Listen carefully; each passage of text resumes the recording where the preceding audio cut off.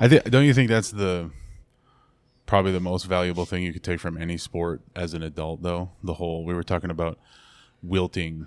Yeah. Having shame with failing as an adult versus what was at a Muy Thai tournament you were saying? Yeah, it was like this kid was just, I mean, he was crying and he knew he was losing and he just pushed so hard. Flailing. He kept going as hard as he could.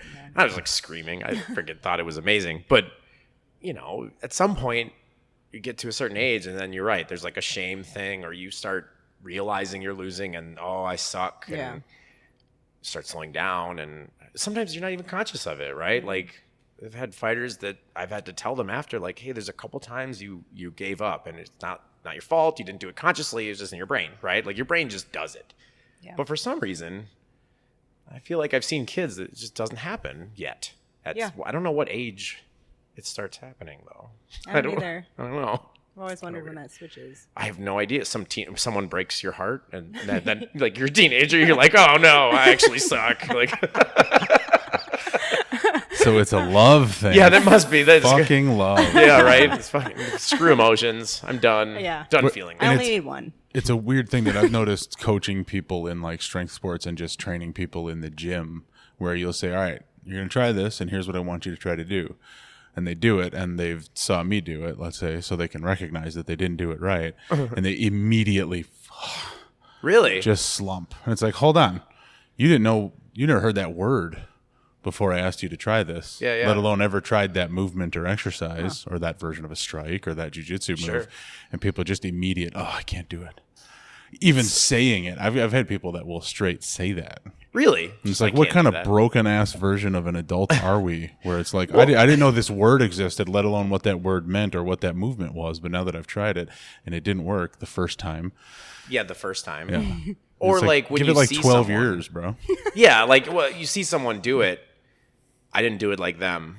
So how do you know they did it right? I mean, you've no frame of reference except for the person you're learning from, right? So it doesn't mean that that's the only way, you know, usually, at least in striking. I mean, I think other martial arts are the same way, but that's what I always think about. Like, you don't have to do it exactly like me. But people think that, right? Like, especially the first time they try it. And then the shame thing happens, yeah. It's like, I'm a failure. Yeah. Oh my God. I can do it like you at all. I'm a fucking failure. It's fine. It's okay. I've never done this before in my life. Yeah, I'm yeah. a failure. Yeah, there's definitely a shame thing. When truthfully, you were a bigger failure before you tried it. Exactly. You never way fucking bigger. tried it. Right. Good for you for trying it. Yeah, absolutely. Also, you're bad at this. How dare you? Don't make me look bad out there. Yeah, right. Don't make me look bad out there. Maybe not the right coaching approach. No. Yeah, exactly. I usually don't think that. Sometimes. If someone's doing something really ignorant, sometimes. The only time I felt that way is when somebody isn't training very hard. Yeah. And they're just like, they've treated the training camp like it's just this optional thing.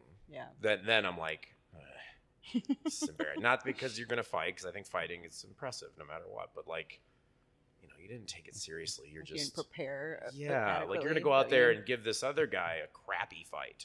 So good work. Thanks. You know, like that's the sort of the part that's embarrassing. Yeah. See, now I feel attacked. I'm mostly here for fun. Yeah. I just hope both teams have fun. Yeah. I'm one of those teams. Fun is good. I like fun. I was in Des Moines last weekend. Oh, you were? Oh, you were? Very, very briefly. Oh. I was on my way through, and I got home and I realized, holy shit, I was in and around Des Moines. Yeah. Well, like a big important thing was going on. Yeah. What was the big important thing? The TBA tournament. It's the biggest amateur Muay Thai tournament in North America. TBA? Yeah, the Thai Boxing Association. It's It's like the World Expo now, right? It's not just. Yeah, they've changed the name a couple times. Like I was Yeah. looking at, because it was a 15-year anniversary, right? Yep. It used to be called Muay Thai Classic, and Yeah. I think I fought in it when it was that, right? However long ago. So if I remember correctly, and Pete and Pam can correct this at some point if I get it wrong, but I thought some douchebag in like Florida decided to copyright the name Muay Thai Classic, even though they'd had it for the tournament for like 10 years. No way. Yeah. So they had to change it? Yes, they had my to God. change it. Because then he was a total asshole about it. He's like, no, it's my tournament name. And Pam was like, well, we've had this for like 10 years. What are you Yeah. talking about? So they had to change it to the Muay Thai Expo or whatever it is now. Well, now, I mean, legitimate sort of dick move, but also like that's like how ownership works. Yeah, I know. If they didn't purchase the trademark. Yeah. You're not wrong. And I'll brief you here very, very, very quickly. A couple of years ago when I decided to start doing this thing, I got on Instagram and Facebook and the Google, and I'm like, Pohada Podcast. Does that exist? It seems like it would. It's got alliteration. It's got a key jiu-jitsu word. Pohada is a whole thing. To fight, to battle, to grind, to strive. There's all kinds of Americanized versions of it, you know. High level, Angela Bahr made it purple. Popular. I was like, purple? It's a very purple room. I'm like scrolling through. I'm like, did he mean to say purple? purple? What does he mean? So purple? what's his name? He's like everyday Pohada, I think, is like his thing. It's a little slogan. They got shirts, you know, and all that kind of thing. Because it became in jiu-jitsu like a common word, you know. So then I was like, well, it's going to be used, and it wasn't, except for one Instagram account who had 6 posts, a couple pictures, one little video clip, like a logo picture. It was a cool logo, a little microphone with like a hand around it, you know, kind of neat stuff. I'm like, well, it was like 2018. It was like 2-3 years ago at this point. All right, clearly they're not using it. So I put the in front of Pohada Podcast, started an Instagram, started the rest of it. A couple months ago, that guy reaches out to me. No way. And he says, hey, I see you started this Pohada Podcast. I show usage of the name going back to 2018. So, you know, let's figure this out. You know, I obviously don't want you using my name.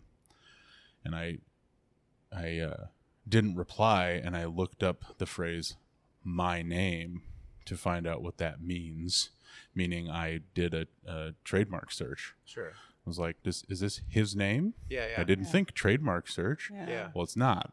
You know who owns it now? You? Yeah. This guy. Did you just buy it right there? Like, Yeah. oh, Yep. sure. I started the process, right? It's a long ass process. Yeah. I bet. Yeah. Um, And then what, you contacted him? Was like, nah, bro. No, bitch, it's mine. No. Bro. Yeah, and because I my first reply was like, okay, you show usage. I didn't say that, but like you started an Instagram. Like if that's how the business world work, what a fucking Wild West scenario you got. Yeah. But I said, well, if you type in Pohada Podcast on any podcast hosting thing, even on YouTube, I've got doing some video content now. You'll see my 64 or whatever episodes. Right. Let me know where I can find yours. Yeah. And it was a tone flip. He was immediately like, oh, wow, I see you got a good thing going. You know, maybe we can collaborate. I'm traveling all across the country. Honestly, his show will be better than mine. Like just the access to like the big names in jiu-jitsu and the gyms he's trained at. It's like, yeah, man, get after it. Good for you. Does he have a lot of podcasts? No. He's traveling apparently now, creating content. So he's building up a catalog. Good for him. It's a great way of doing it, right? Yeah. And I didn't reply because I'm like, actually, this would be kind of cool. Pohada Podcast. We collaborate once in a while. He's got this other project because he's a paraplegic. And he's a brown belt. Huh. Cool. Whole unique bent on things. Yeah, like this is a whole different. Well, okay, my buddy, his CrossFit gym where I train some fitness clients, some lifting clients. A huge piece of what happens in that gym is paraplegic and quadriplegic folk working on stuff they need to work on. Sure. They apply fitness to that. I'm like, oh, this could be a cool collaboration. Plus, I got this other thought. I'm gonna talk to Josh and see if he'd be interested in, you know, doing some kind of weird collab if this guy ever comes into town. Well, I took too long to reply, 2 days. So he messaged me again and full tone switch and was like, all right, someone will be in contact with you more formally. So I was like, okay, I'm going to buy a trademark on this. Yeah. More formally. Yeah. That's and nice. I might even snip this little sentence if this piece of this gets posted, but use it. I'm going to own it. Go ahead. Use the name. Right. I don't care. Yeah, I just don't want you to have the leverage on me because your tone. Yeah. You're sassing me. Like, you're sassing me. Yeah, but isn't that sad too that it only took 2 days for that tone switch? Like, right. There's like this. I literally needed to get to the gym and talk to Josh. Yes. Like, it's only 2 days, man. You got to give me time. I got a job. I do other stuff. Yeah, like, well, yeah. I mean, not all that. Realize that you got a job. You do other stuff. Maybe you realized you'd be buying it or you'd be trademarking it. Like he was like, "Oh shit, I gotta take it." I don't think that was it. Oh. If you had the sense to think of that, he would have bought it. Right up. You know would what think, I'm saying? right? Like, Yeah. Before he even contacted you. Yeah, before you're right. Yeah. I was That's- like, oh that would've shit. been- if I saw somebody else, using my name, I'd be like, I'm going to contact them, but first, First, let's I'm put gonna this see in. what please. this is. Yeah. Who is the thing? Now, Right. maybe if he started the process the day before I did, Oh, sure. maybe then. Yeah. In 8-9 months, which is the projected completion time of that project, which is wild. Are you serious? Why That's is it really so long. long? I don't know. People need to do things.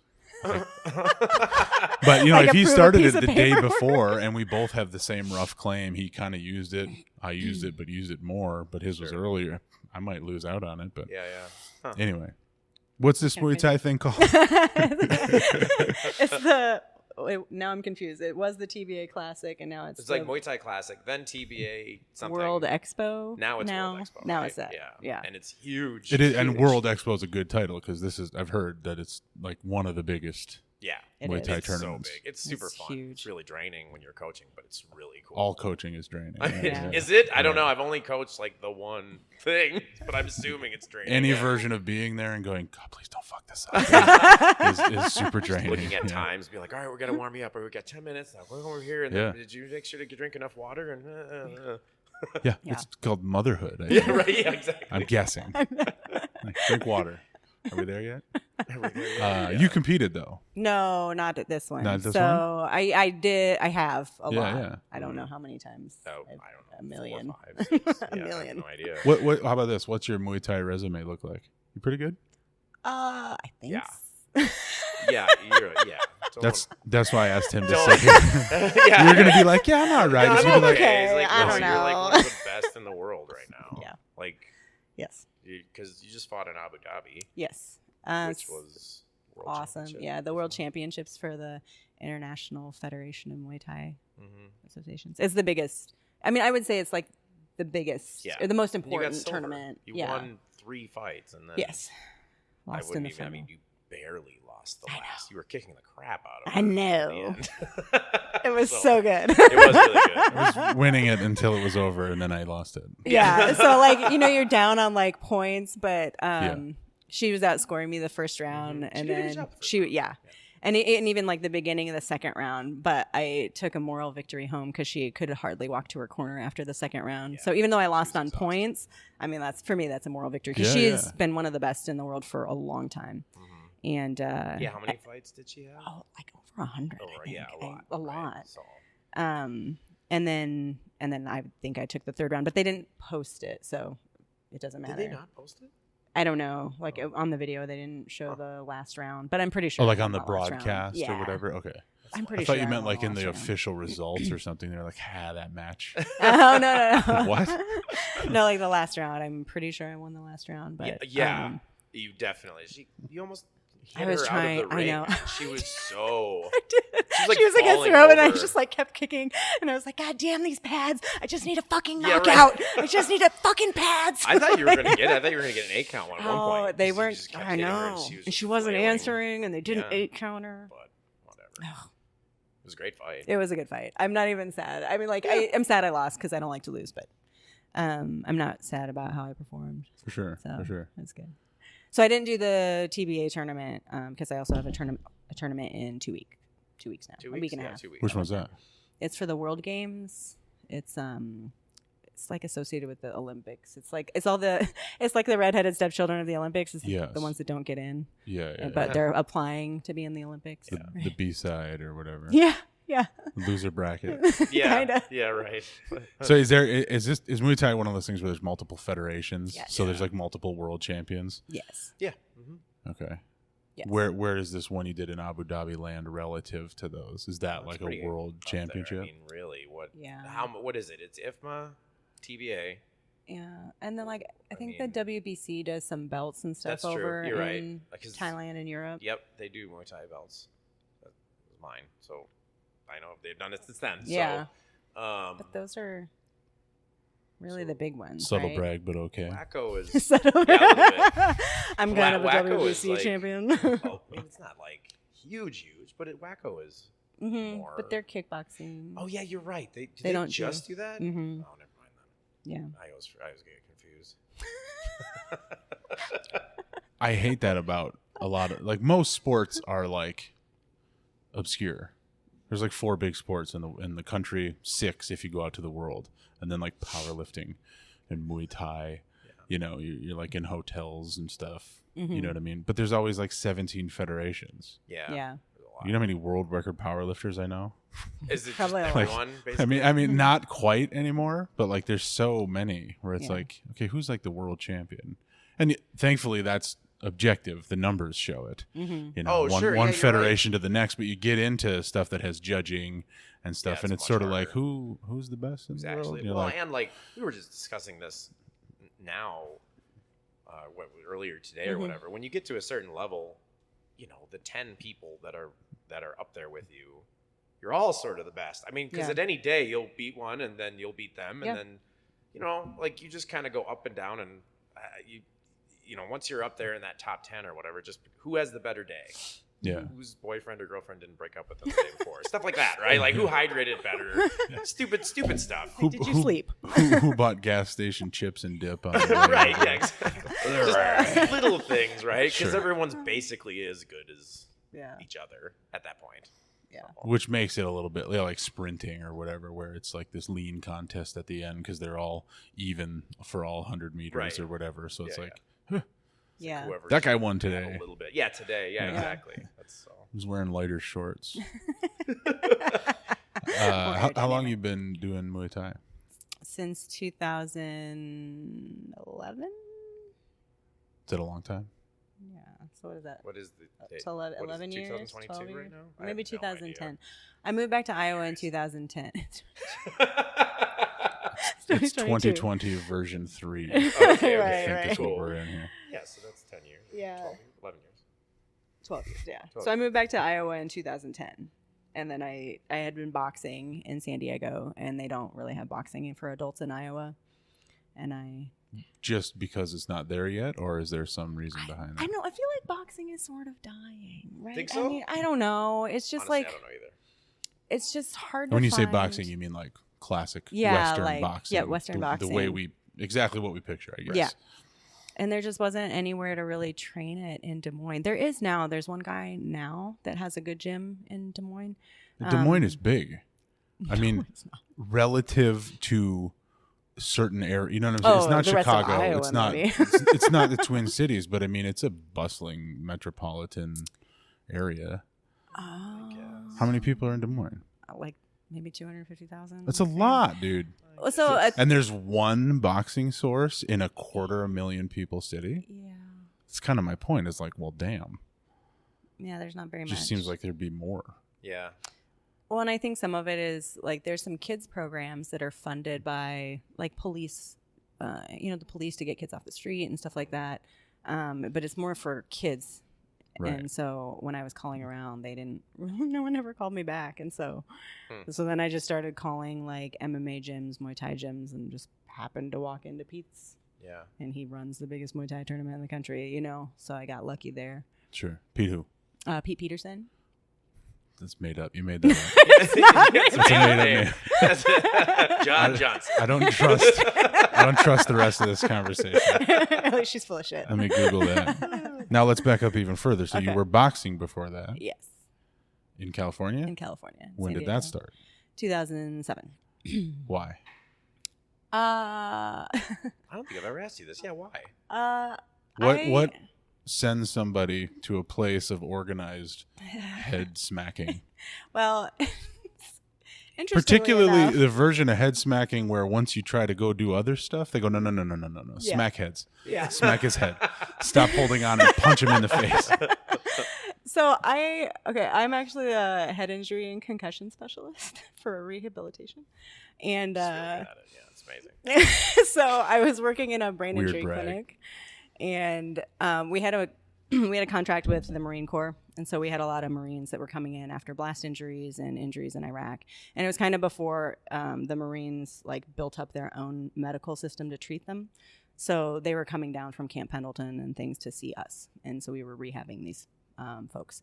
And at the time, it's old research now, but at the time, some research had come out on the benefits of like boxing drills and coordination, balance, things like that. It was primarily initially done with Parkinson's patients, but then you can extrapolate to other people with coordination problems or balance problems. So, when you have a group of people like in the Marines or the Army or the Navy, they have like the Marine Corps martial arts program, right? And so a lot of the people that came in had experience with boxing and stuff. So we're like, awesome, we should do a group, because then you can get PT, OT, and speech. So you have to think on your feet. You have to keep your balance. You have to do your coordination stuff.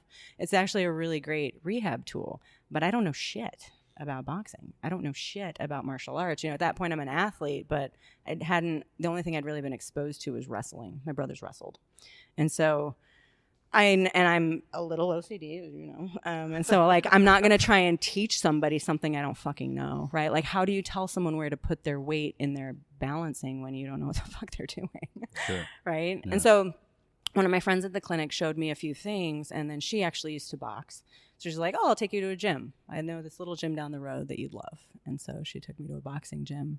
And so I started working out just to learn, and it's just fucking addicting. You're like, it's awesome. I know. I mean, like, that's the thing, right? When you're used to running and doing other cardio stuff, and then you get to punch shit. Yeah.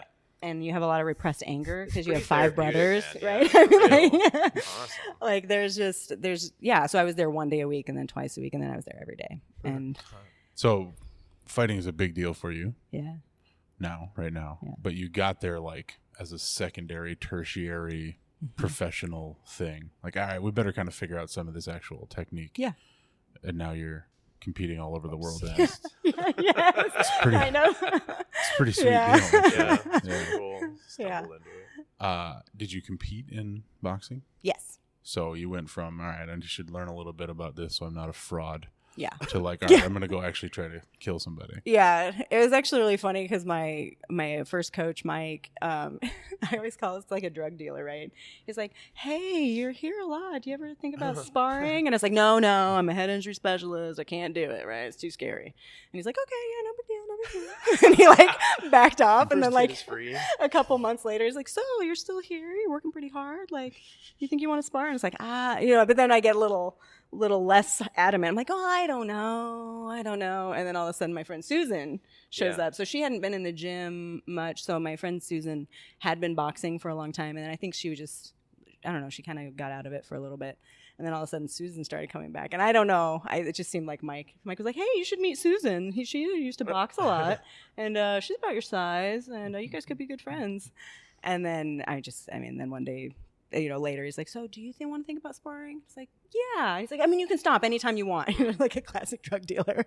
Like, we can walk away anytime you want. Yeah. And I was like, "Oh, yeah, okay, that's fine." So positive power of peer pressure. Yeah. Yes. But it was just so fun. What can you know about head injuries if you never had one? Get in there. Yeah, really. Exactly. Yeah, exactly. Right. And how do you really know? Unless you get punched in the face. You've been knocked out. There's no way. There's no way. So what's it, Mike who? Mike Robinson. Shout out to Mike Robinson. Yeah. Playing just the tip for 9 months. Yeah. Like, I didn't get her in there. In the ring, I mean. Yeah.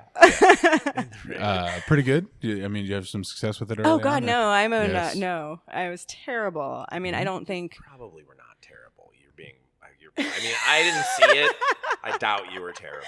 You're being hard on yourself. I have a lot of anxiety, right? Sure. And it was back then even. So I just panic, right? And so it's just hard to get in front of a crowd and box. Yeah. And try to perform. So how many tournaments, fights? How many times did you do boxing? Only 3. It was really hard to find an opponent. I was really irresponsible my first match. What? What do you mean? Yes. What? Well, so like the coaches like talk to each other and say, "Hey, I have this girl at this weight," and blah blah blah, and they try to like pre-match you, but then everyone has to show up to weigh-ins, and like we showed up like 3 times, and the girls that were supposed to show up didn't show up. Okay. So at one point, it's at my gym, and no, the girl doesn't show up, and it's like, "Oh, motherfucker." And then this girl walks in, and I was like, "Oh." And, I have a problem telling how big I am. Yeah, and right. I was like, "Ooh, that girl could be my size." And Susan's like, "No, she's not. But go outside, drink some water, and put something in your pockets, and I'll weigh you in." So I was totally fucking irresponsible. I fought a girl that was like 140 something, right? I mean, at that time, I was walking at like 120 something, maybe low 120s. But I put some things in my pockets and weighed in because you have to be like within a certain amount of weight. And your coach was like, yeah, whatever? Yeah. So because at fight any up. point he's going to throw in the towel, right? Oh, like if it sure, gets too bad, he's just going to throw in the towel. Yeah. Right. So I lost terribly. This is going to be a shit show. And when it turns into a shit show, we'll stop. What if we just don't? For you. I'll just make you quit as soon as you start losing really badly. What? Wipe your brow with this. That's a cool first fight. Yeah. Cool first fight story. Like, fuck it, let's get a fight. Let's make this happen. In fact, you want to do it again. I feel like that would be like, I mean, maybe I'd want to do it again, but it would just, I don't know, freak me out. Oh, but I mean, everything freaks me out. You know that? That's normal. That's normal. You just walk around freaked out. So you've referenced anxiety. Yeah. And like that right there a bunch of times. You think that's part of the driving force of why you enjoy fighting? Yes. I think it's, for me, it's like, you know, when you can feel like you're doing well in the gym and like you're holding your own with good fighters and then you totally fucking fall apart in the ring and you're like, God damn it. Like, how am I two separate people? This is not normal. Is that normal for people? There's got to be a way to bridge this, right? Like, it doesn't make any sense. Yeah, it makes me angry. So. It makes me angry. Which in turn is a fuel to keep going. Yeah, like there's got to be a way to make it better, right? There's got to be a way to like calm that panic down, right? So how many years does it take for you to realize there's not, and then you just explode? Well, I've calmed down, right? Yeah. I've calmed down quite a bit. Quite a bit, yeah. I think so. When you say calm down, though, what do you mean? Like day-to-day life, feeling yourself just living in a lower gear? Yeah, that for sure.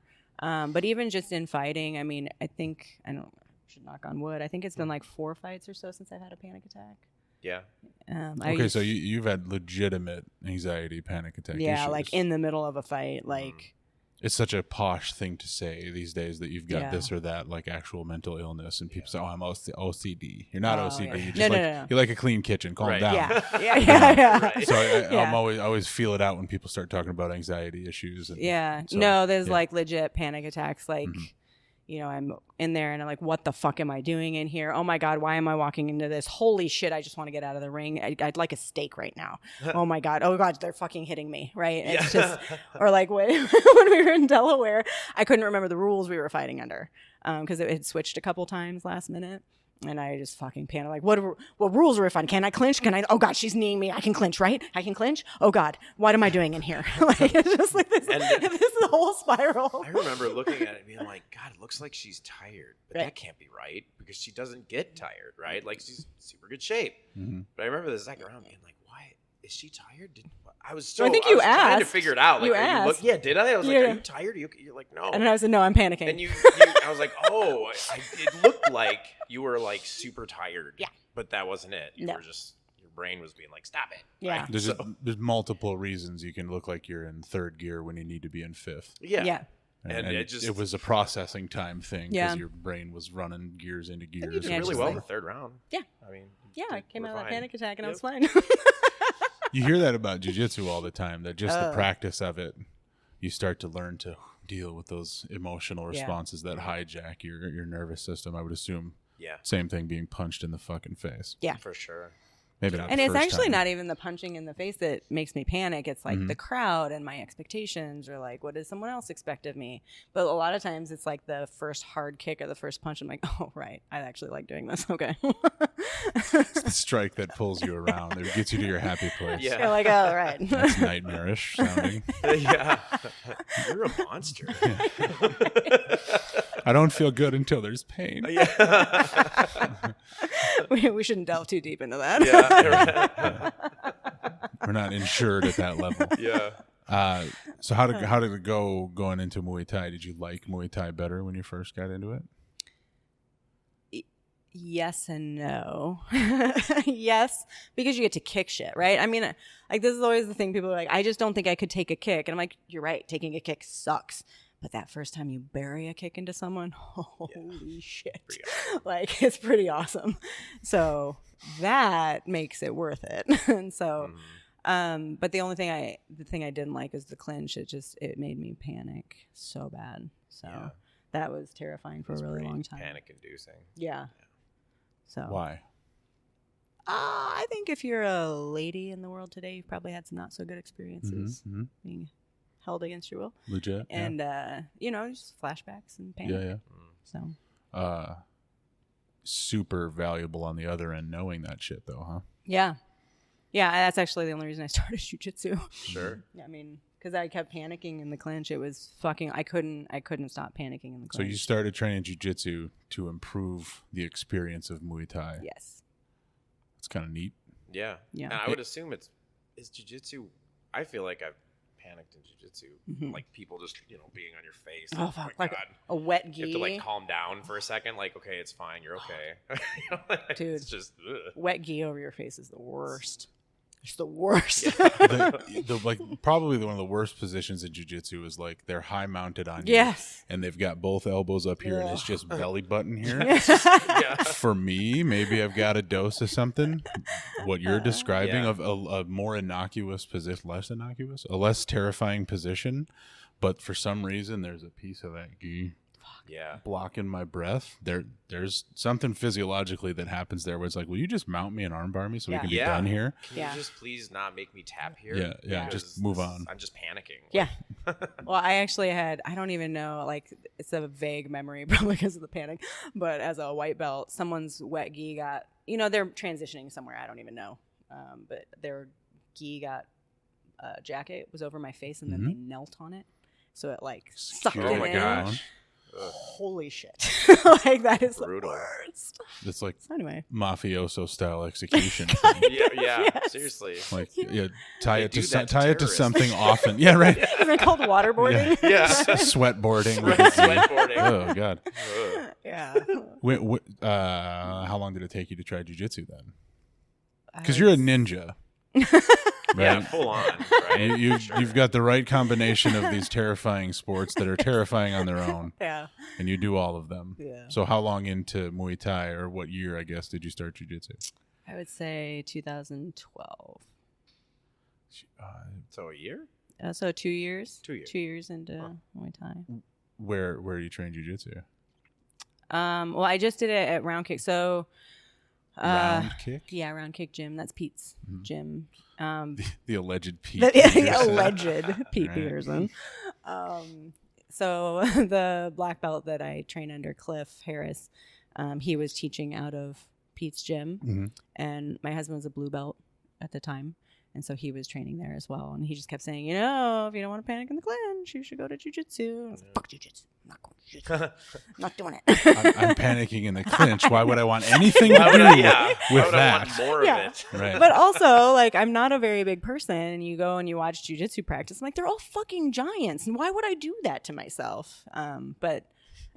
Then you were like, because I like pain. Obviously. I'm not happy until I feel pain. Yeah. That's interesting because that's the opposite thing that I had when I showed up to jiu-jitsu. Oh, really? I was like, look at all these little skinny guys. A bunch of little tiny dudes. And we have larger people. Like, there's 200 200-pounders at M Theory. But I mean, I'm like 300 pounds when I walked in. I'm like, all right. I got this. Bigger. No, it wasn't no problem. I knew enough, but I was like, at least I'll have size on some of these. Not fully knowing that doesn't matter, right? At all, at a certain point. Yeah. So I started jiu-jitsu after I had a really, really bad fight in a tournament, and then I got angry, which just like I panicked, and then I was angry, and then it's just like this downward spiral. But it all started because of the clinch, and I was like, "Fuck it, I'm gonna have to go." So I started. And there's just another layer of the addiction. Yeah. You're a black belt? Yeah. Yeah. No big deal. Yeah, whatever. We'll glaze over that. I'm not a good black belt. Oh, sure. Yeah, but I'm not a good black belt. God. The frequency with which people say the frustrating thing about that, what I've learned from having these conversations and just paying some attention to jiu-jitsu, is one, like saying you're not a good black belt is like saying, well, I'm not like a multi-billionaire. Yeah, right. Yeah. I only have $1 just billion. $2 billion. Right, exactly. Where it's like, shut the fuck up. You're like among the elite on the planet, but then at the same damn time, it's also a legitimate sentence. Yeah. Because it's like... I mean, have you seen the black belt division at like an IBJJF tournament? Like, it's fucking deep. Even just a seminar at one of the local gyms with some apparent like world class shit. I don't even know who it is. And they show up and you're like, oh shit. Right. Look at that. That guy that kicks my ass all the time is getting his ass kicked. Yeah. You know? So it's like a frustrating thing to hear where it's like, well, I'm not a good black belt. It's like, shut up. But then the other half, you're like, I feel you. Yeah. Right. I would assume Muay Thai and stuff is like that too, where like, I'm really good, but also there's really good. For sure, right? Like there's always levels. Once like better people and they start going against like a Thai or somebody's been doing hundreds and hundreds of fights, like it just sort of looks like guys just playing with him. Like, well, and it's about like depth of knowledge, right? Like that's what I felt like when I went to. I feel like in jiu-jitsu it's easy to see like with an armbar or something, right? Like you can see like there's the technique and then there's a depth of knowledge about the technique. The same thing happens in Muay Thai when I went to Thailand. Like when we were clinching with those like 12-year-old boys, they're like tossing me and they're being super sweet. They're super nice, really nice. Super fucking nice, right? And one of them like make eye contact with me. Like he got me with something, and then, like the third time he would look at me and like do it in slow mo, still throw me to the ground, but he's being nice to show me what he's doing, right? And you're like, holy shit, there's a depth of knowledge here that I got nothing. Yeah, like I'm a white belt and these guys are black belts, right? It has to be. I've had a few people say that on this podcast about Thailand and Muay Thai, that like there's that version and then there's everybody else's version. Yeah. And it just has to be the Spartan thing. You're just growing up in that culture of violence. I mean, it's that, and then I think it's also how they view fighting in general. Like you're not supposed to, if you're better than someone, you're not supposed to hurt them. At the end of the fight. I mean, quote unquote, not supposed to, right? Obviously. You're still punching them. Right. But but like sometimes they'll just flash a knee to the face instead of actually hitting it, right? I mean, I've watched that. That is more dominating to them and than shaming knocking them out. Okay, right? I understand. I follow. Like, I could hurt you, but I'm not gonna. And that's how not afraid fighting. of you I am, right? Yeah. That type of... It's like so insulting. Yeah, it is, right? That's why I never submit anybody at jiu-jitsu. I'll just... that's what good. It is. I'm just going to go easy on that's them.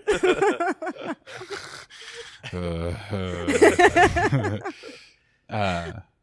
So how long were you to black belt in jiu-jitsu? 10 years. 10, man, I was I'm a baby black belt. I just got it. Yeah. When'd you get it? So it was, when was that? Late February of this year? 2022. Yeah, 2022. Yeah, February. Nice. 2020. Feel good? No. You don't ask her that question. Don't ask her. Okay, well, let me ask you this. I'll ask this question then. How about that? Did it feel good? No. It didn't even feel good. Yeah. No. Tell me what you mean by that.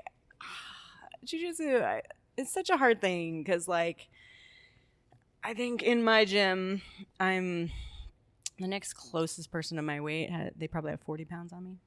And so, like, at what point do you feel like you're doing anything worthwhile, right? Like, everyone can bench press me off of them. I've had women deadlift me off the mat. I can have all my weight on someone's thigh, both knees slid across their thigh, and they will just lift me up and over. You know, I'm so small that, like, they don't mean to. No one means to. Especially like when I started, people just didn't know how to roll with a girl. There was no girls in my gym. And so, like, at what point do you feel like you're effective? Never, if you're my size. Just so I understand you, hypothetically, what's the solution you'd be looking for? Well, I don't know that there is one. A gym full of your weight class. Oh, that'd be awesome. Your weight class. Okay, yeah. I follow you. Just want to make sure it wasn't. But so it's just hard to feel like, where are you in your journey? Like, how much do you actually know how effective are you? Let me dare to ask a question. Who in the gym doesn't have that thought though? Oh no, everybody. I think as a big dude in the gym, where like I'm just trying to shrimp out, and you absolutely. flew over there. Right. It makes me go, now wait a minute. Yeah. No, absolutely. Yeah. Like one of my buddies is about your size, and he said we have the same problem. It's just on opposite ends of the spectrum, right? Sure. And so it's just, I feel like the 170 to 200 pounders, they have like the best experience, right? Because they have a lot of training partners about their size. They can try things and like fail. Oh, but I got that one right? And it's like a legitimate, I got that right. Sometimes I can do everything perfectly, and I'm still going to get thrown off of somebody, Sure, I do know, yeah. So, You compete much in jiu-jitsu? No, that's the other hard part. You think that feeds into that first thing you just I'm described there? sure. Like if you went and competed more, let's say, yes, would that perspective be better? I think so. But there's no one. I have to travel to the coasts, so like even the Chicago Open usually doesn't even have in anyone jiu-jitsu? my size. Yeah. There's rarely anyone in my weight class. Yeah. How much do you weigh? Well, let me do this. How much do you weigh? I fight at 112. Oh my god! But I'm really like a natural higher 110er. because that's even hard sometimes, right? Yeah. Depends on how much change is in your yeah, pocket. yeah, exactly. Yeah, how many right. water bottles fit in my pocket? I suppose it's like law of averages in any given gym. You know, average weight woman is this, average weight man is this. So, okay, if I'm 300 pounds, like there's probably a couple other bigger dudes, but it's not going to be 5 and 6. If I go compete, all right, there's going to be 1 or 2 other dudes, but your average 300-pound male is not 300 pounds from lifting and doing sports. Right. No, usually and not, same sort of thing, like just as a law of average, most people aren't kid size. Yeah. No offense. No, none taken. I am child size. There are many teenagers much larger than me. It worked, huh, for Muay Thai? Yeah. You handle that clinch better? Yeah. I think so. Yeah. No. Sure. Yeah, absolutely. No, you kill people. It's amazing. I think so. I'm more comfortable there. I don't panic there anymore. You're really strong there. Yeah. Really. I mean, I'm sure jiu-jitsu has helped that a ton. Not Yeah. just the panic, but like just strength in general. It's got to be. Yeah, and I do get that comment regularly from some of my opponents, how strong I am. Because a lot of them are taller than me, but I'm thicker, I guess. I don't know. Wiry. The universal word is wiry. Oh, is that what it is? I've heard someone who I respect and who knows a lot about fighting say that the clinch would be the number one self-defense thing. Yeah. Relative to the way we think about sport fighting. He said that the number one thing I would teach someone is how to clinch. Yeah. Yeah. And that person is right. But he said clanch. Clanch. Clanch. I mean, There you're was gonna some hug. Kentucky in that. It doesn't matter what sport you're doing or if it's a street fight. You're gonna hug each other eventually. Except boxing. Then you're gonna even back boxing, up. you're gonna do it. Back up and punch him. Fuck that brain up. They're gonna stop it to break you. You're still Yeah. hugging. Like, Yeah. It's ridiculous. The ref's gonna break it up. No. How many Muay Thai tournaments have you done? Competitions? How many? Ooh, how how many many have you fights? done? How many fights? I think I have total fights. I think I have like 38. Oh my now. god! Just like You're just getting started, I know, according it's to like Thailand. the baby end of the pool. You're like 20 years behind and 100 fights behind, right? I know. And that was my favorite in Thailand. Be like, how old are you? I'm like, stop asking that. Yeah, stop asking. Stop asking that. I'm You're this, retired, I'm like this old. 19. I know. You guys are all bigger than me. Shut up. What was your first Muay Thai fight like? So terrifying. you cheated your way into your first boxing I did. and you lost. Cheated. I did. Or schemed, I Right, guess? schemed. Yeah. I think that's a better Grifted word, your way into the schemed. first. Drifted, yeah. How'd first Muay Thai go? It was good. It was a good fight. I think it was at Omaha. I think I was in Omaha. A girl from Canada came down. It was a good scrap. It was fun. Terrifying, but fun. You won. No, I lost Okay. 7 or 8 fights before I won one. Nice. I like Nice. that. What? And I don't mean That's like usually not the response. well, relative I to mean, I where like it. relative to where we started this, even before the mics were on. I like that because you kept going. Yeah. Right. Why would you keep going through 7 straight losses? I don't think I ever lost terror. I mean, like the first one, yes, because that girl was huge. But like, there was a lot of split decisions. There were a lot of close fights. You didn't get beat bad enough to quit. No, I mean there's could, one, like, or, there's see one the or victory. two. Yeah, you could see. I could see where. I mean, because I think that's what ended up attracting me even to boxing in the first place. The first time I sparred, and we were just throwing like jab crosses, right? And you do your footwork and stuff in the gym, but when you're doing it against another person, and there's this moment where like Susan punched me with an overhand right harder than she had. Like at the time I thought it was hard. I know now that she was not hitting me hard. But it's like the first hard punch I took and all I could do was giggle because like you can see the complexity of the puzzle, right?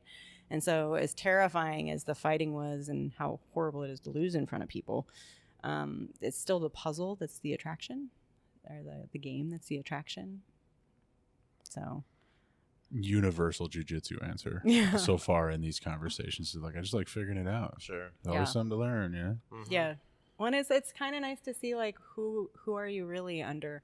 I mean, like jiu-jitsu is stressful, but like Muay Thai is way more stressful. Like you're getting punched and kicked and knee in the liver sometimes and things like that. And so like, who are you really in the highest pressure situation? You know?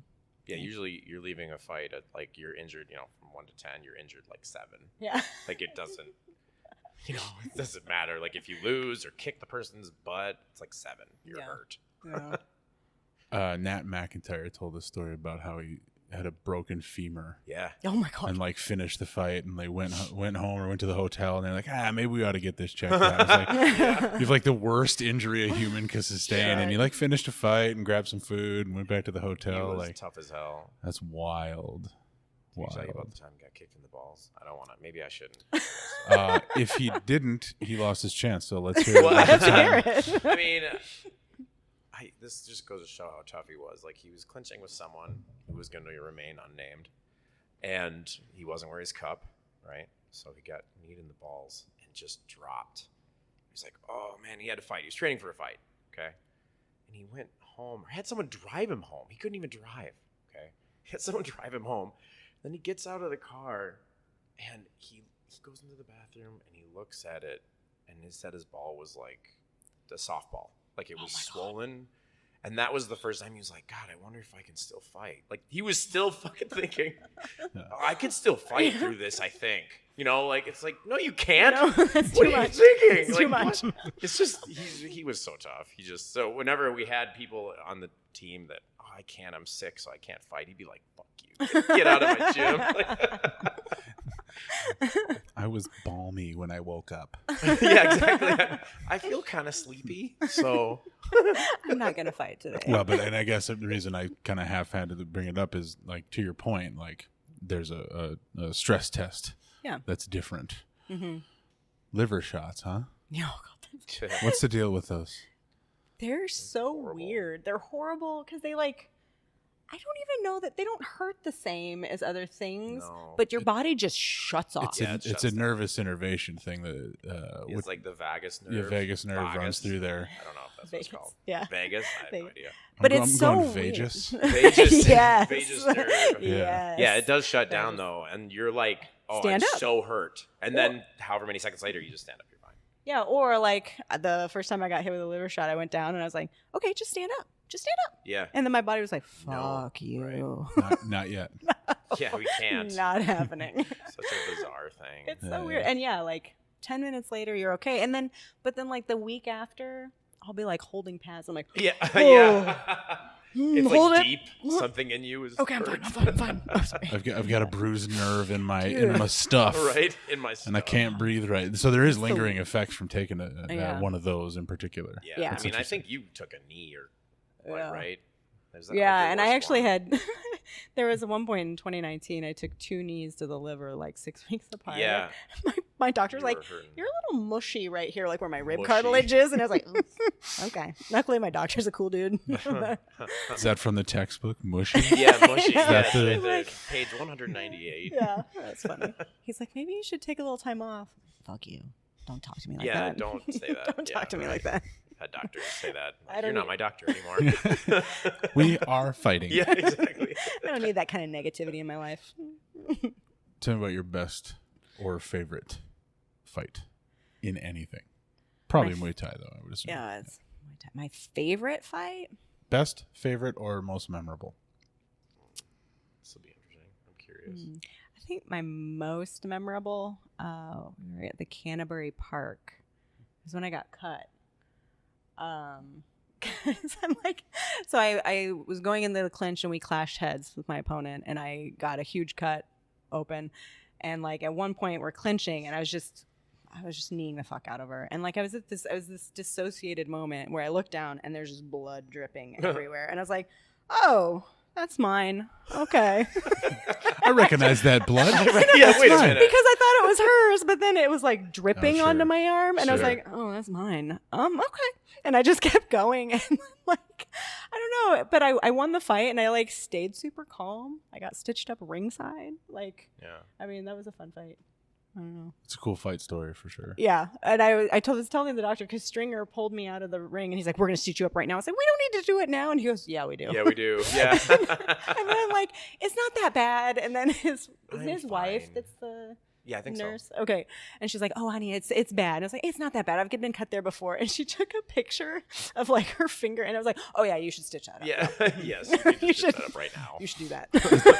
I recognize that skull. Stitch me. Yeah, that's pretty deep. That's good. I think it was that same fight too, though. Like after that, I started getting a migraine, and I get like these little visual auras.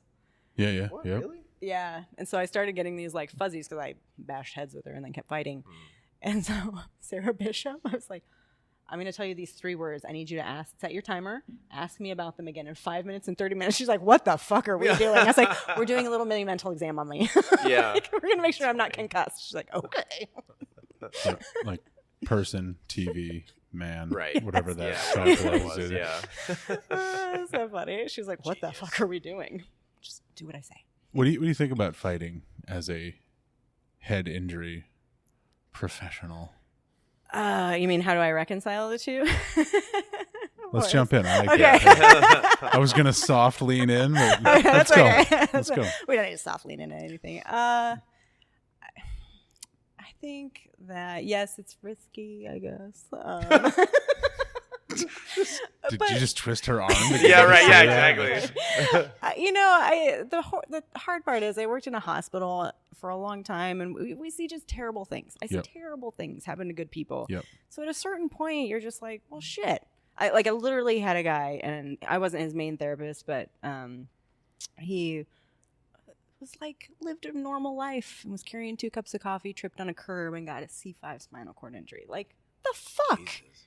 Like Right. I have so many stories like that. So like, yeah, you can live safe and whatever, and As safe as you can. yeah, You can't live safe. you can. Or you can't. You can like feel by and large like you're living safe. Yeah. But then even still, Right. Shit happens. that curb's higher than you thought. Right, Yeah. or whatever, yeah. And so like, if you find something that actually makes you happy and like helps you with other things in life, I mean, I just at a certain point I was like, fuck this. This makes me happy. Yeah. This makes me fucking happy. So I'm gonna whatever. be dead eventually either way. Yeah. Might as well kick some fucking ass Yeah. in the meantime. And I know the perfect people to take care of me when I, Yeah, your get my knowledge. concussion or have a stroke. It's Right. fine. Yeah, who's gonna hold the Dixie cup to catch the drool or whatever? Yeah. It's like the motorcycle thing. Like if a Sunday motorcycle ride brings you peace and some zen and some happiness, it's less of a stupid fucking way to get around. Yes. Yeah. Do your thing. Yeah, Yeah. just whatever. Gotcha. I don't know. There's It just is pretty funny telling people that, though. Like, she's like, no, she's a concussion specialist. She's like, well, what? Everyone's like, what are you talking about? But she fights. Aren't you all? Is Yeah. that like the gimmick? It's the T-shirt. Yeah. We're all concussion specialists. yeah. It's Tell me a little- about jiu-jitsu. This is a jiu-jitsu podcast, kind of. Oh yeah. So sorry. we should talk So about we shouldn't just talk about some fighting. jiu-jitsu. Where do you want me to start? I don't know. You like jiu-jitsu? I do. We kind of started on it, but I do. I mean, you're a black belt. I would hope so. that you like it. I do. well, and let's start this. How about this? You're a black belt in jiu-jitsu in 10 years, which is like fast to average. I consider a black belt fast. yeah. I yelled at Ben Locken on the podcast because I was like, how long did it take you? And he said 12 years. I was like, it's pretty quick, huh? Yeah. He's like, well, no, not really. I'm like, people don't do this. Yeah, right. Sir, like Sure, that's sir. fucking amazing. Me, You know, and sir. he was, I don't know that I'm constantly going the abstract frame of reference, and he was kind of like, "Oh, that's a neat way to think about it." I'm like, "How's it not the only way to think about it? You're one of the best in the planet." Yeah. But I think it's because you like meet black belts that are like, I got my black belt in 6 years and I'm a 5-time Pan world champion, blah, blah, blah, blah, blah. That's exactly what he said, and I was like, "And then there's 7.5 billion other people Yeah, right. who don't know how to spell it." There's Yeah. So shut up. Right. Anyway, but you did. I mean, 10 years to black belt alongside all this other training. Yes. That's freaking sweet. Yeah, it is. Because the people who get a black belt, particularly those who get it fast, are doing that. Yeah. That's fucking awesome. Yeah. Just tell me about jiu-jitsu. I don't know. It's good. It's good. You Perfect. You're such a wordsmith. You know, like poetry. Jiu-jitsu is what plants crave. Yeah, what plants crave. Yes, exactly. I think we're under Eric Paulson. Uh-huh. And it kind of works because I'm from, Iowa country, which is wrestling country. And so I really enjoy the wrestling and jiu-jitsu mix. So I really enjoy it. And then that works with the clinch too, right? So it goes from standing up to the takedowns and then to jiu-jitsu, and then can I wrestle up, back to standing. I really, really enjoy that. And I've been able to teach a couple of my jiu-jitsu guys how to clinch. And then I'm all right, throw in some fucking takedowns because this tournament's going to be wild, Yeah, and knows, right? That has been really, really fun. Mixing the jiu-jitsu, judo throws, wrestling, and then in the Thai clinch, that's what I love. This is the future of all fighting. 100 years from now, you will go train to fight. Yeah. Not necessarily this version and that rule set in this thing. Yeah, right. Yeah. I would assume that's what's going to happen, right? Yeah. But it's a lot more fun, to just throw the rules out the window and, you're clinching and then all of a sudden you get hip tossed. And you get judo thrown. Wait, that's illegal. It's well, it still happens. So. Fuck it, going to X guard now. X guard. Yeah. Is that your game? I like X guard a lot. I really wish I could do leg locks more, but people have long fucking legs and I'm this height. I get in the perfect position, their foot's up here, and I'm like, fuck. It's the worst. Right. But that's the game of jiu-jitsu. Yeah. And I always tease the tall people. I'm like, you and your goddamn cheat codes. But if I get inside their knees and inside their elbows, those are my cheat codes. So I'm not good at jiu-jitsu, and I don't know a lot about jiu-jitsu. But the hardest time I have with jiu-jitsu is small, skinny people. Yeah. Because space. They're squirming. Well, and then space. Taking all of it, yeah. They can slide into tiny spaces, and they can sure up that there isn't any for me, Sure. Yes. Whereas the other 6'2", 300-pound dudes, space for days. Yeah. We can't close space. I can't bend that way, Right. And that's why it's such an amazing puzzle, is you can have a skill set unique to you. Mm-hmm. Yeah. X guard's a cult. X guard is? Yeah. It's the best. See? Best, see? The handful of people roughly at my level, the guys that I hang out with and drill with, the answer's always X guard. It's nah, fuck you, dude. I don't even know what X guard is. Exactly. Because you're not in the cult. Jiu-jitsu doesn't really work anyway. Fuck jiu-jitsu. Close guard is definitely not real. It's not real. I love closed guard. How? It's the best. You're you not can made for some... close guard. Yeah. I get up under your armpits. We're gonna try some. Down. See if you can sweet. close your guard around me. Yeah. Fight to the death. It's a comment a buddy of mine who's been in and around martial arts and jiu-jitsu and judo for years and years and years. We were in class doing work from closed guard, and he's a big cat. When I met him, he's 375, 6'3" or 6'4", and he's skinny version now, and he's 320 pounds or whatever, but huge legs. Not a big really? muscular guy necessarily. I've kind of done the beefcake leg thing, and he's got big legs, and we're trying to hang on as our partner's standing up, and we're this isn't real. No, this is fake. This jiu-jitsu might be fake, but closed guard's definitely not real. Definitely real. It doesn't work. Give me one leg, half guard right now. Oh, fuck half guard. So really? Oh, there's two guys at my gym that they play half guard, and they're big, strong dudes. that's who plays half guard. Yeah, fuck those guys. Fucking hate half. I spent 6 months one year. It was at a time when Cliff, our black belt, we would just roll for 30 minutes. Just roll straight, and he's a big half guard player, so I always joke, fuck half guard Cliff. But he's really good at it. So I would go in to pass his guard, he'd pull half guard, and I'd smash his legs back out and stand up, and he'd be like, I was like, yes. This not half guard. Come here. There was one day it was 30 minutes of just that, him entering half guard, me smashing his legs and getting the fuck out. Pretty useful though. Get the hell out of there. Yeah. So I dig it. No, it's good. Half guard's good. I just don't. As a representative of big, strong guys who play half guard, yeah. When you said fuck those guys, yeah, honestly, fuck those guys. I'll take that criticism. Yeah. Accepted. Yeah. Why haven't you competed in jiu-jitsu? Just opportunity. You said that. I'm sorry. Yeah. Yeah. I mean, there's really just not that many girls my size. I mean, even when I come up here, I came up here to roll one day, and Akila was here, and I was like, we're not the same size. Until Not even close. As soon as she put hands on me, I was like, oh, fuck. She's like way bigger than you. I know, she's so strong and she's so good. Yeah. Let me say this. Akila and I are not the same size. And I'm not saying I'm bigger than her. Yeah. Like, the physics say that I am. But she's just but it's so not the strong. case. It's not true. And she moves so well. No, but like, yeah, she put hands on me. And at one point she goes, am I going too hard? I was like, no, you're fine. Just go. She was always so nice to me she's like so sweet. Here she is. She's so like, nice. trying to be really nice to me because I don't know anything. Right? Yeah. But she's probably the single best training partner that I've encountered, and I haven't had anybody disagree with that. Yeah, I've only gotten to roll with her a couple times or spar with her a few times. She's great. Yeah. If she's very aware. If Akila is giving it to you, it's because you asked for it, right? And I don't mean that in like a threatening way. I mean, if she's in fourth gear, you went to fourth gear. If I saw her doing that, I'd be like, well, they probably deserve it. Yeah. Like I would not assume she was being mean. I'd be like, well, they did something. Even when she's like sparring, hit me hard. I'm like, yeah, I deserve that. Oh, I guess I was right. I earned that. I hit the speed ramp, so you did too. Yeah, it's fine. It's fine.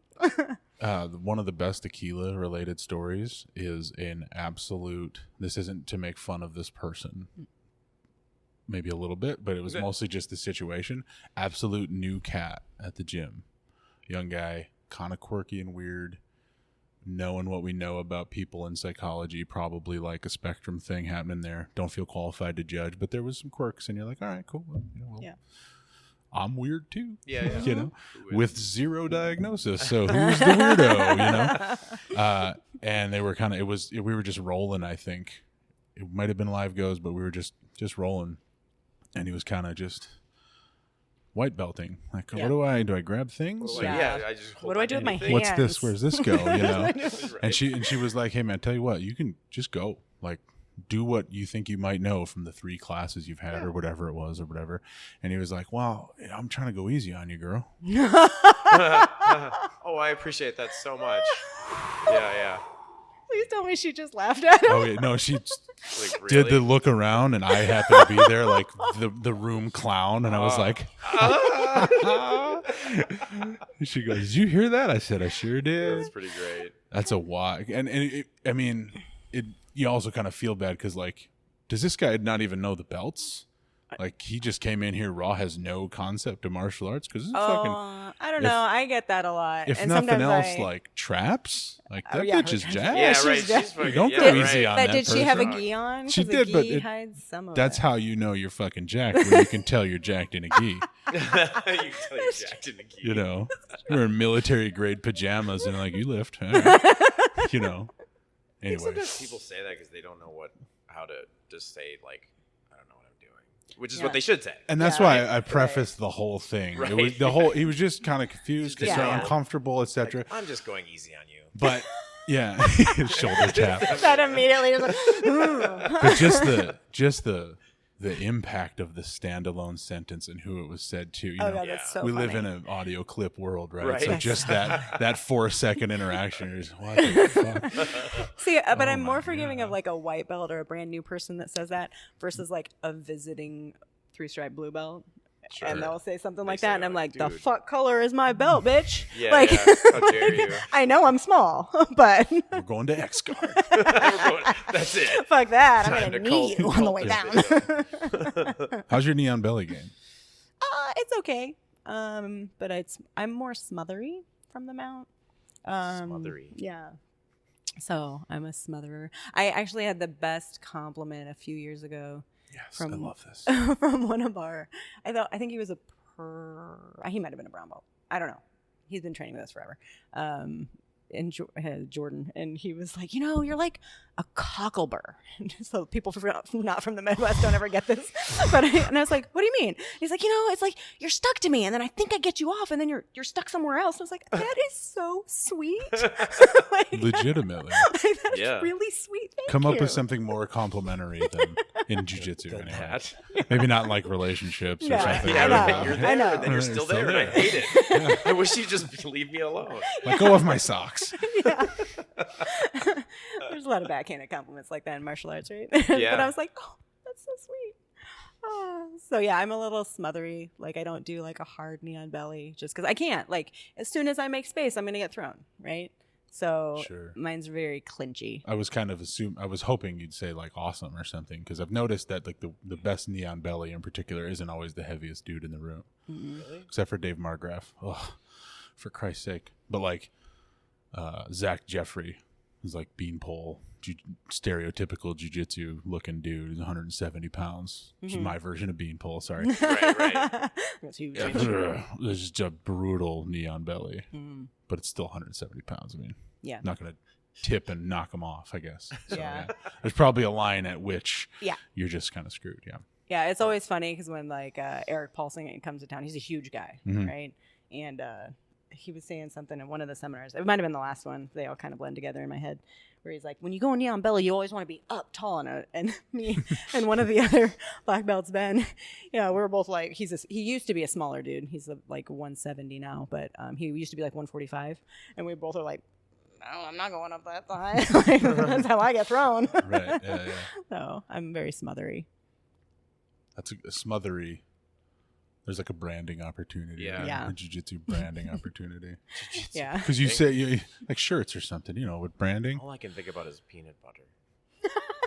That's the first thing I thought. Smothery. Yeah, I don't know. Peanut butter seems smothery to me. Are you hungry? Maybe I'm hungry. Maybe that's what it is. Maybe I just wasn't paying attention and I just haven't eaten enough today. I don't know. Just chimes into the conversation. I'd love to get lunch. You guys get lunch? Yeah, exactly. Wait, do you guys have peanut butter? Smothery. Probably good branding there too. But as soon as you said that, I pictured people from my gym. Sure. I was like, oh yeah, I know that fucking feeling. That smothery person. Yeah. I moved and they were just somewhere else. Yeah. So I'm very smothery. When I was a purple belt, I started trying to work more on my top pressure. Just because when you're small, you're like, fine, I'm just getting thrown. I'm going to play from the bottom. Fine. It's fine. And then, but you can't play like that all the time. And especially when, I think that was kind of around the time we were working on like demeanor shifts and like taking space back and fighting. Right. And like that applies to jiu-jitsu as well. Like, no, you're not going to throw me on my back. I'm going to fucking keep this side control and you're going to do it. Right. And so like trying to work on that pressure and taking that space back and like asserting my will on somebody. I really started working on that at purple belt. And it's hard to do when you're little, So I started watching a lot more like wrestling and stuff like that to get. I love the phrase assert my will on people. But I was also picturing that little kid from Full House saying it. I got short legs. Whatever the hell her name was. The twins? Mary Kate or something? Yeah, the twins. And Ashley. Yeah. There's a currently viral clip on like those stupid TikTok videos where it's like, wait for me, I got small legs or something. I feel that way all the time. Yeah, that's kind of why I thought of it. Yeah. All the time. There does seem to be, so fast? I don't know if there's two groups of people in jiu-jitsu, but there's two different skill sets in the most broadest sense where, and you're leaning in on it, my impression, tell me if I'm wrong, is there people who do a really good job of taking your shit and responding to it. Like, all right, I guess I'll be over here now, but I'm still going to be. And there's people who do a good job of stuffing your shit. Yeah. I think as a smaller person, I have to do a little bit of both. So there's always an argument. It's not an argument. I'll argue with you. Okay. Some people say like you drill one side until you get really good at the one side and then you drill your bad side. And I'm like, fuck that. I don't always get a choice. Like I got to be able to do this from wherever. So I always drill both sides because I don't always get a choice in where I go, but then you can still choose to like take it back. Right. Sure. So yeah, you're going to throw me kind of off to the side. So I'm going to force you into my half guard and take your back. So I feel like training one side until you're good at it and then augmenting with the other is just the wrong fucking answer. I think so. The argument is like you have your really good path on one side and your really good path on the other side. So it might be different, but I can see it. I disagree with it. Because if I grab half guard on my left side, I don't know what to do. Yeah. If I grab half guard on my right side, that's like all I know to do. I literally will have to pause and be like, all right, where does my hand go? So I'm saying it's not the way to do it because I'm running the test and it's not the fucking way to do it. It certainly doesn't feel that way. Half of your body is functional jiu-jitsu and the other half is just what's it do? I don't. Why are we going this way?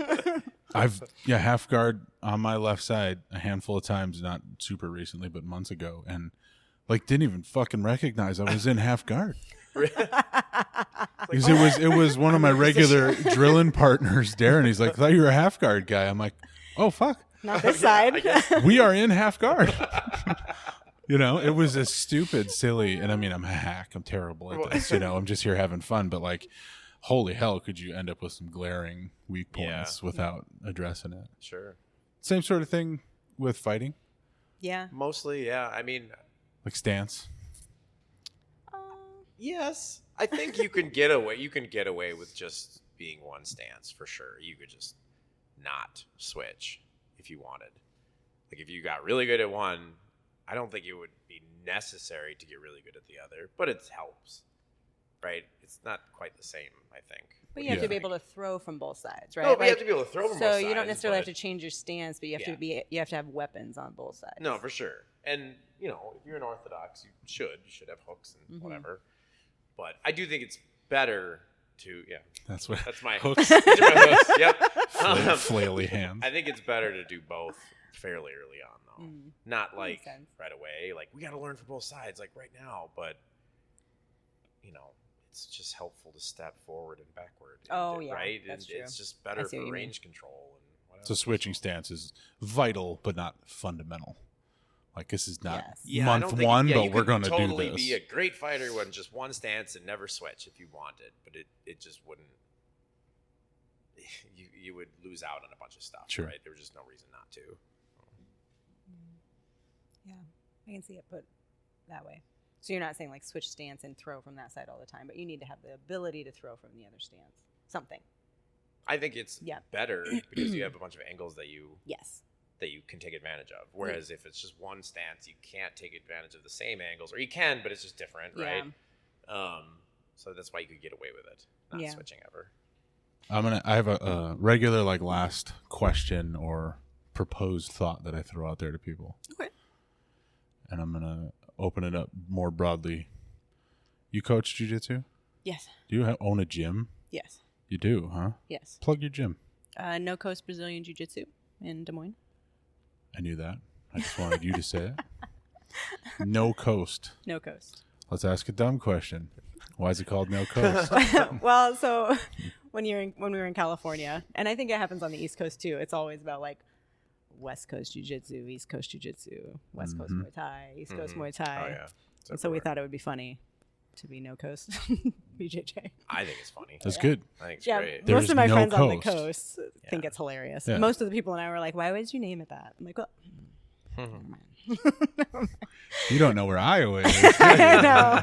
If you don't get the hilarity of this, I don't think we can be friends. Well, there's like a West Coast IPA, and then Midwestern breweries started naming things No Coast IPA. It's brilliant, in my opinion. So you compete a lot, and you're successful. Is there a ranking in Muay Thai? I mean, there's no. They do like armbands some places, right? There are. I think we've Americanized it a little bit, and just America. Mm-hmm. We've made it belt for people who don't want to fight. But at the end of the day, in Thailand, there's no such thing. You just fight. Like you just train and fight. There is no belt. I'm sure. I bet someone in Thailand's probably created it also. Maybe. But it's not. It's not traditional. Sure. It's just something we've done. I think it's just like a way to give people like markers, right? Yeah, like exactly. you've accomplished this progress, much, right? You know and this it's much. not that it's bad at all. It's like whatever, if that's the way they want to do it. But yeah. Good way to continue to mock the guy that's not actually getting better. Here's a stripe, pal. Yeah. Enjoy the suffering. Still suffering, buddy. So you competed a lot and trained a lot. You're really good at a handful of things. You own a gym. You coach a lot of people. Mm-hmm. So one of the closing questions I usually have is to give advice to people at each level of jiu-jitsu. Oh. So what's my thoughts for white belts, blue belts, etc.? And I'd open that same line of thinking up to people in real fighting. In real fighting? Muay Thai. Okay. Let's see. So for white belts, I would say defense is the most important. Just protecting yourself. And just focusing on the basics. I mean, I always get the internet's awesome, right? Like it's opened up. Without the internet, we would still have like these are like Gracie techniques. These are Machado techniques. And books. Lame. And no one would share, right? Because that's how it used to be. Yeah. No one would share shit. Yep. And so there's a lot of good things that come out of that. But I mean, I can't even tell you the number of white belts that were like, I watched this choke by this 18. It's called the something 18-year-old champion this year choke. And I was like, oh, no, that's not new. Like, you know, so they always want to try the new things. And that's great. It's great. That's why you're interested in this. But like essentials, basics, and defense are probably the most important. Because if you don't have structure and defense, like fuck the Berimbolo, right? Fuck your X guard. Yeah. You're not going to get there if you don't have good defense. Clear the hook. Yeah. Clear the hook. Like, don't worry about all that. That's boring. It is boring. No spinning back fists or yeah, what like the hell? Would that be like the analogous thing to the flashy, like Berimbolo kind of thing, like a spinning back fist? Probably. Yeah. And they're super looks fun, sweet right? when it works. Super cool. Yeah. And it's fun on the pads in the bag. It's very low percentage. Yeah. 60% of the time it works. 30% of the time. Yeah, exactly. Yeah, so that's what I would say for white belt. Blue belt, I would say focus on control and finding that submission that like sparks joy.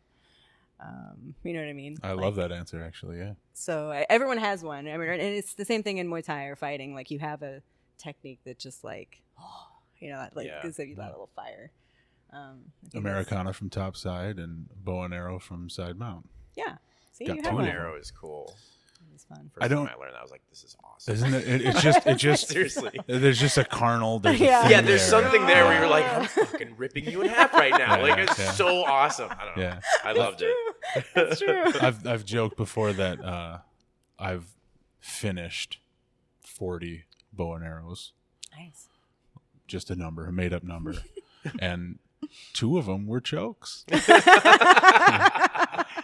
I kind of do a spine break. Yeah, bow right, and arrow. exactly. Hey, I must break you. Whatever gets the tap. this Tap's a tap, gotta keep baby. pulling. Doesn't matter. So find a thing that sparks joy Yeah. and focus on it. Yeah, just because like at blue belt, that's where you're gonna like once you find that thing that sparks joy, that's when you're gonna start building your game, right? And I feel like you start building your game or your I call them chains or your pathways at purple belt. Like you start building all the little pathways that you can go at purple belt, but you have to have something that like you're good at or that you want to get to, and that doesn't mean it has to stay the same, right? As you progress, but that will start your paths where you're like, okay, well I start this armbar and everyone reacts to me about the same, right? And so then what does that lead me to? Where can I go from here? And then that gives you choices of where to go. Yeah. You said also work on control. What do you mean by that? Controlling the position. You know, as a smaller person, it's hard to control the position. And I probably didn't focus on it enough until I was a purple belt, like early purple belt, just because I don't know, you didn't know better. But So you mean, how about this? Tell me what you mean, control the position. Like if I get to a mount, I'm going to stay there. Okay. And what can you do with it? Like, how can you maneuver yourself to keep that mount? Like, how do you control them to keep it and actually set up your submission? Yeah. Because good luck getting a cross-collar choke from mount when you're being thrown off mount. Right. Yeah. All right. So how do you control it and break their will just a little bit before you take that submission? Yeah. You want to break them a little, right? I wanted to clarify the control thing because I thought maybe you meant control your shit. I mean, that's part of it, but I think you got to do that at white belt Sort too. of universal. Yeah. For all 10 years. Yeah. And then like it comes back, right? Like you control it for a little while. It's like, yeah, to control it again. Yeah. So purple belt, start chaining things together, sounds like? I think so. I think that's where you have to really find like your chains and your pathways to different positions and how you can hit submissions in chains. And I feel like that's where you can really build your like your knowledge of the whole game, right? Because you're not going to stay in the top amount once you get there. So then where do you go from there? What's your favorite transition? Okay, I always go to the back because people don't like me on their back because I'm clinchy, right? And then from there, once I get shaken off, I'm going to armbar you from the guard, right? Like those are kind of my pathways. And when you stand up, I'm going to go to X guard, tip you over. So, but you don't find those unless you like go to the thing that you're good at, like that thing that sparks joy or whatever. And then from there, like, oh, okay, most people do this to me. All right, I can now do this because I know that that's how most people react to me. So that's what I say for purple belt. Purple belt's the best belt, by the way. It's the best belt? Oh my God, it's the best. Universal commentary on these conversations. Really? I have not had a black belt on that hasn't said, I don't think. I might have to go back. But like basically everybody's been like purple belt was the best. Really? Like they love being elite and good Sure, at it or course. whatever, but like there's something developmentally in those middle couple like 3 years. Turn a corner of some kind that Well, I think also there's like no real pressure. Like you're a purple belt, so you're expected to know some shit, but you're also trying to find your chains. So then like when a white belt or blue belt catches you, you're like, man, that was awesome. And if someone's like, oh, aren't you pissed about that? No, I was trying some shit. Whatever. Let's do this again. Like it's just like no pressure. It's so great. When it's also it's experimental. My impression is it's also the first time where you kind of know jiu-jitsu. Sure. Like I know a couple of things, and those things fall apart all the time real fast. I'm a blue belt, right? Right. So it's sort of like, well, I don't even know where we are now. You know what I mean? Right, yeah. What's happening? You still have the what's happening moment. Yeah. You know what I mean? Yeah. But in even just watching purple belts roll, it's like they're applying a game here. Got to get me one of those. Yeah. Gotta get You can just see that it's like sort of coming together and being a thing, I guess, at that point. So I'm forever going to associate you with like, what's her name? Marie Kondo. Sparks Joy. Yes. She's the Sing. Marie Kondo of jiu-jitsu. I don't know what that is. It was like a Netflix thing. Yeah, where she's a whole minimalist bit going Yeah. on, and just keep things that spark joy. Spark joy. yeah. And she even Okay. does this little like you hold it, and when you think about it, just zing. Like that's like me for knees and elbows. Okay, Zing. Yeah. sure, yeah. Zing. Knees Cheap and shots elbows. to the liver. Yeah. Oh. That's so precious. Yes. Sparks joy. So brown belt? Ugh, brown belt. Oh. Went to our favorite belt to our worst belt. I hate brown belt. It's the poopy one. Clashes just with the- everything. Terror knowing that you're gonna get a black belt at some point. I think it's just building your depth of knowledge. You find your chains, you find the things that you like to do, and then like, okay, can I get to that chain from a completely different position? Like, can I set that up from somewhere else? So that's where you have to know, like, arm bars, the way we teach them to white belts. I mean, that's not how I finish arm bars. Like, so can I get that from somewhere else? And like, what are the actual components you need to do that move? Because those are different when you're more advanced or you understand exactly what it takes to do that submission or to hit that arm drag or whatever. You can hit them from a lot of different positions and just fuck around a bit with it. So, Feel qualified to say anything about black belt? God, no. I'm a baby black belt. Yeah. Baby black belt. No.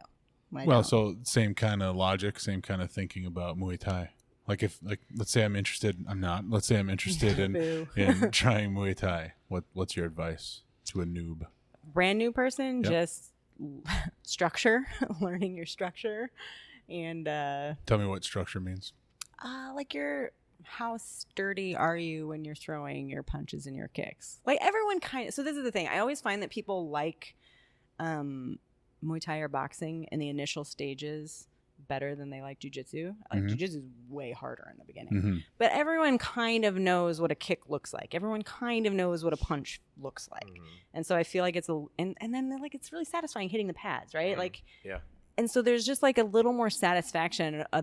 While I was a white belt, I would cry in my car before class because I was dreading it so much. It's really cool. We've all had that, right? Come on out and try jiu-jitsu. Yeah, try jiu-jitsu. No Cry. Coast Jiu-Jitsu in Des Moines. I mean, some people pay a lot of money for a good cry. I mean, really, if you think about it, like, come on. Are they doing it because they know their face is going to be in foot sweat with curly pubic hairs right in front of their eyes, though? I don't know. Maybe. Fucking jiu-jitsu. I'm not going to judge people for their kinks, man. Whatever. That's the premium subscription version of. Premium subscription. Would you though? Like real talk, you would have that anxiety or whatever over it. Yeah, I mean, I think I mentioned it briefly, but like the boys did not know how to roll with girls when I started, and I'm fucking tiny. I mean, let's be real. Like we started having to put things in context of how many Angelas things weighed to give me. I was like, I don't know why I can't beat that guy. And Jared was like, he's 3 Angelas. And I was like, oh. Or like one of our big guys lifted 6 Angelas the other day. Like, oh, okay. So that's why he deadlifted me to the ceiling. That's cool. Yeah. That's cool. Right. We'll do anything but metric, huh? Just Americans. It's a great meme. I love that meme. What was it? The length of 2 football fields, and the fucking Americans will measure with anything other than the measure. Yeah. So they didn't know how to roll with girls. I mean, like, so we tell the girls now, like, I think everyone thinks we're exaggerating, but like I got thrown across the mats. Like, sweet. I mean, it just because they're fucking huge and I'm tiny and I was off balance because I was a white belt, and like I just got thrown. I mean, there were a few times like the whole room would stop and be like, "Are you okay?" I'm like, yeah, I think so. Like, it was just terrible. It was, and no one means to. Like even now, I can recognize it. But that ties even to what you just said about Muay Thai. So partly, at least, a structure thing. Yeah. Like, where's my balance and how am I delivering my position? Yeah. But a lot of people, I think they rush, like, the fancy stuff, like spinning back fists. They rush kind of everything. Yeah, that's right. true. I mean, yeah. It's like our nature or something. Yeah. Geddy Lee. But it's also, like, super satisfying to throw punches and kicks. So I think people feel a little more comfortable doing the wild shit first when it's like, no, let's talk about footwork and structure. Like, those are the biggest things. Well, and if you had a little bit of knowledge or you've seen Muay Thai before and you show up, you're expecting to punch and kick shit. Yes. And then they spend 3 hours on a clinch thing where I'm like hugging my partner weird and like. Yeah, you don't ever start. You're like, right. You know what I'm saying? Like, exactly. That's you need sex appeal in the beginning. Most of us. Well, I mean, or it's got to be somewhat comfortable. I don't want to be like so near this person's lips. I've never met you before, but why do you think I'm wearing these short shorts? Like, it's all sex. Yeah, it's the shortest shorts you could, right? Like we're just gonna like this, the tips will touch. So I don't want that. But like the basic fundamentals are not entertaining. So it's easy to be brought in by like flashy. Oh, for sure. Yeah. So focus on the basic boring fundamentals. What about if, let's say I've been doing it a while and I'm thinking of competing? I'll open this up to both of you, actually. I want to compete in Muay Thai. I've been doing it for a few months, maybe a year or two. Better start fucking running. Yeah, I mean, that's definitely, you really do need to run for conditioning. No one likes to hear that. No, everyone hates it. I hated it, but I did it anyway, but whatever. Yeah, running definitely. And like, is it honestly? Stop complaining about the 100 kicks I'm making you do. Right.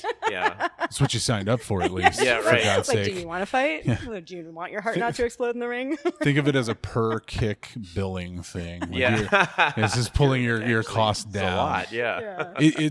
Are fight gyms a little bit like I showed up to a fight gym and a jogging club broke out? I mean, you know what I'm saying? Like, I showed up here to learn to punch stuff, and we're fucking running again. I mean, if somebody doesn't want to fight, man, do what you do you, right? But if you want to fight, it's like you gotta fucking run. Like it's an integral part of it. Yeah, we have some people that are they're too injured or something like that, and we try to accommodate them, but it's just like you would just do way better if you would just run. Like, I don't know. I think there are some ways around it, but I think you need to have something that you're doing that's kind of plyometric to build up that kind of endurance and strength. Don't you think? Or like just the impact. Something about the impact. Getting, just dealing with fatigued legs and continuing to move. I mean, it's so tiring. Yeah. I actually heard, I think at M Theory the other day, I heard Caitlin explaining to somebody why running, if you're going to go fight and bounce around for X number of rounds, like running is your primo choice for like auxiliary cardio work. Yeah, absolutely. And she just explained it, there's like a musculoskeletal fatigue impact that you're not going to get on a rower or a bike. And you've never like felt specific it until you've not run and then fought. Getting up after like the first round, it's like you can't move. Cement legs kind of thing. It's just brutal. And then if your legs can't move, I mean, you're just doomed. Yeah. You're going to die. I mean, there are ways around it, but I think you would have to. So my friend Susan, she can't run because she's had some hip stuff, and but she has like a strength and conditioning coach who knows what she's doing, is familiar with the fight game, and then puts her through a whole bunch of stuff to simulate it because she can't run, and it's fine. So if you can't run, you have to find something like that. Right. But usually the easiest way is to just run. I think also, like, if you're gonna fight, like, emotionally, just don't make a plan. Don't expect anything. Just go out, try and punch them, kick them.